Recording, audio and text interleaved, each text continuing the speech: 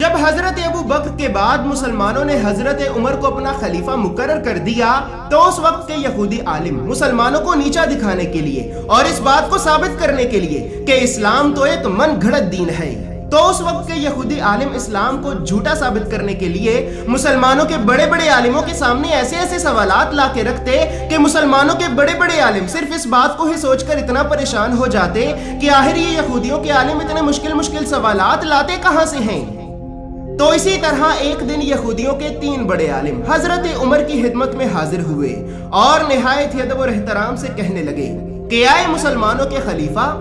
हम उलमा यहूद के आलिमों में से 3 बड़े आलिम हैं। हमने ये सुना है कि मुसलमानों ने इस बात का दावा किया है कि उनका दीन वाकई में एक सच्चा दीन है, तो बस इसी वजह से आज हम आपके पास इसी बात को जानने के लिए आए हैं कि आपका ही दीन क्यों, आपका दीन किस वजह से एक सच्चा दीन है। आए मुसलमानों के खलीफा, हम आपसे 10 सवाल करते हैं और अगर आपने हमारे इन 10 सवालों का सही सही अक्लमंदाना जवाब दे दिया तो हम आपके दीन को एक सच्चा दीन मान लेंगे और सिर्फ इतना ही नहीं बल्कि हम आपके दीन को कबूल भी कर लेंगे। तो हजरत जनाब उमर ने फरमाया कि आए खुदा के बंदो, अगर तुम वाकई में कोई सवाल करना चाहते हो तो तुम रसूल अल्लाह के भाई हसन और हुसैन के बाबा जनाब सैयदा के शोहर जनाब अली इब्न अबी तालिब के पास जाओ, तुम्हें तुम्हारे सभी सवालात के सही सही जवाबात वहीं से मिलेंगे। तो इसी तरह वो तीनों यहूदी हजरत इमाम अली इब्न अबी तालिब की खिदमत में हाजिर हुए और निहायत अदब और एहतराम से कहने लगे कि आए जनाब अली इब्न अबी तालिब, हम उलमा यहूद के आलिमों में से 3 बड़े आलिम हैं। हमने ये सुना है कि आपके नबी का दीन वाकई में एक सच्चा दीन है और ये दीन वही उस आखिरी नबी का दीन है कि जिस आखिरी नबी का जिक्र हमारी किताबों में मौजूद है। बस आज हम आपके पास इसी बात को जानने के लिए आए हैं कि वाकई में ये इस्लाम उसी आखिरी नबी का दीन है कि जिस आखिरी नबी का जिक्र हमारी किताबों में मौजूद है। आए जनाब अली इब्न अबी तालिब, हम आपसे 10 सवाल करेंगे और अगर आपने हमारे इन 10 सवालों का सही सही अक्लमंदाना जवाब दे दिया तो हम आपके नबी पे ईमान ले आएंगे और आपके नबी के दीन को कबूल कर लेंगे। तो हजरत इमाम अली इब्न अबी तालिब ने फरमाया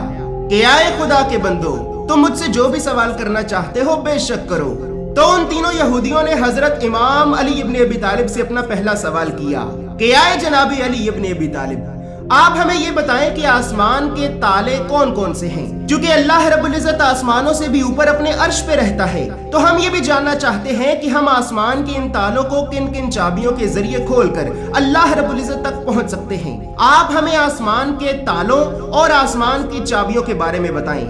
व्यूअर्स, यहाँ पर ये बात याद रहे कि उन यहूदियों के कहने का हरगिज ये मतलब बिल्कुल भी नहीं था कि हम जिस्मानी तौर पर किस तरह आसमान से भी ऊपर जा सकते हैं, बल्कि उन यहूदियों के कहने का मतलब ये था कि हम रूहानी तौर पर किस तरह आसमानों से भी ऊपर जा सकते हैं। इसी तरह उन यहूदियों ने हजरत इमाम अली इब्न अबी तालिब से अपना दूसरा सवाल किया कि आए जनाब अली इब्न अबी तालिब, वो ऐसी कौन सी कब्र है कि जिस कब्र ने अपनी मैयत को सैर कराई।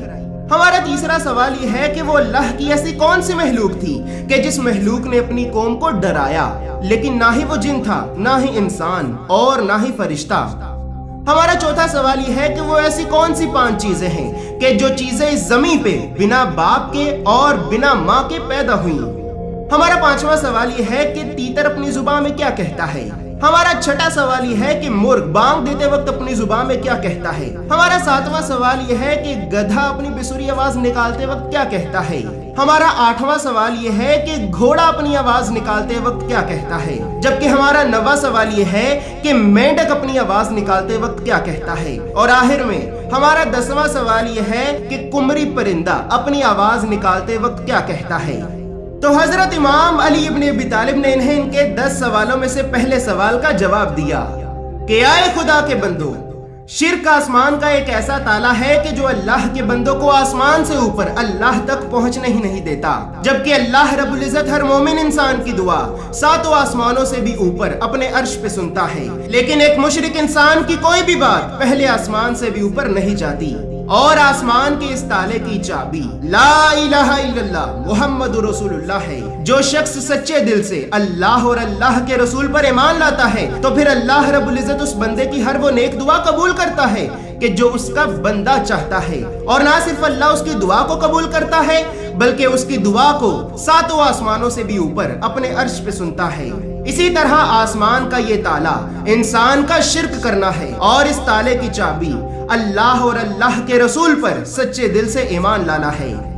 تمہارے دوسرے سوال کا جواب یہ ہے کہ وہ قبر کہ جس قبر نے اپنی میت کو سیر کرائی، تو وہ قبر وہ مچھلی ہے کہ جس مچھلی کے پیٹ میں اللہ رب العزت نے اپنے نبی یونس علیہ السلام کو رکھا، اور پھر اللہ رب العزت نے اپنے نبی یونس کو اس مچھلی کے پیٹ میں 7 سمندروں کی سیر کرائی، اور بے شک یہ میرے پروردگار کا ایک معجزہ تھا۔ تمہارے تیسرے سوال کا جواب یہ ہے کہ وہ مخلوق کہ جس مخلوق نے اپنی قوم کو ڈرایا، لیکن وہ مخلوق نہ ہی جن ہے، نہ ہی انسان، اور نہ ہی فرشتہ، تو وہ مخلوق وہ چیونٹی ہے کہ جس چیونٹی نے حضرت سلیمان قیامت پر اپنی قوم کو ڈرایا کہ اے چیونٹیوں جلدی سے اپنے بلوں میں بھاگو، سلیمان اور سلیمان کا لشکر اسی طرف آ رہا ہے، کہیں سلیمان کا لشکر تمہیں تباہ نہ کر دے۔ اور اسی طرح اس چیونٹی نے اپنی قوم کو ڈرایا، لیکن وہ چیونٹی نہ ہی جن ہے، نہ ہی انسان، اور نہ ہی فرشتہ۔ تمہارے چوتھے سوال کا جواب یہ ہے کہ وہ 5 چیزیں کہ جو بنا باپ کے سلب اور بنا شکم مادر کے پیدا ہوئیں، تو ان میں سب سے پہلے حضرت آدم علیہ السلام، دوسری بی بی حوا، تیسرا اسماعیل علیہ السلام کی قربانی کا وہ دمبا کہ جسے اللہ نے آسمان سے بھیجا، چوتھی حضرت صالح کی اونٹنی، اور 5واں حضرت موسیٰ علیہ السلام کا عصا۔ اور اے بندے خدا، تیتر اپنی زبان میں کہتا ہے کہ آئے غافلو، اللہ کو یاد کرو اور اس کی یاد سے غافل نہ رہو، کیونکہ اس کائنات میں وہ صرف ایک اللہ ہی ہے جو بنا کسی فائدے، بنا کسی لالچ کے صرف اور صرف تمہارے بارے میں سوچتا ہے۔ گھوڑا کہتا ہے کہ آئے میرے پروردگار، چونکہ میں ایک بہترین سواری ہوں، تو آئے میرے پروردگار، تم میرے ذریعے مسلمانوں کو کفار پر فتح نصیب کر۔ گدھا چونکہ گدھا ہے، اسی وجہ سے وہ کہتا ہے کہ اے میرے پروردگار، تو جرمانہ وصول کرنے والوں پر لعنت کر۔ جبکہ مینڈک اپنی زبان میں کہتا ہے کہ پاک ہے وہ ذات کہ جس کا ذکر سمندروں کی گہرائیوں میں بھی کیا جاتا ہے۔ اور کمری پرندہ اپنی زبان میں کہتا ہے کہ اے میرے پروردگار، تو محمد و آل محمد کے دشمن پر لعنت کر، تو رسوا کر انہیں جنہوں نے میرے نبی اور میرے نبی کی آل پہ ظلم کیا۔